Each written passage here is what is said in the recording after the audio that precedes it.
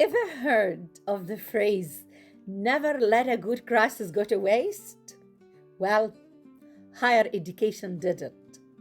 Hi, I am Professor Dr. Siham El-Kafafi, and Chapter 4 of my book, Transformative Practices in Tertiary Education, published by IGI Global, is all about turning disruption into innovation. It is titled Forging the Future. This chapter explores how entrepreneurial leadership in universities became the superpower we never knew we needed during the COVID-19 storm.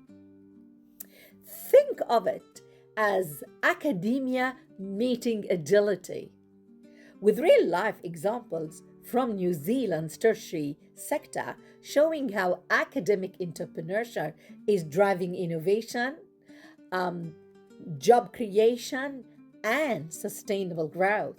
So, if you're ready to lead, inspire, and transform, flip to chapter 4 and join the movement of educators who are forging the future, one bold idea at a time.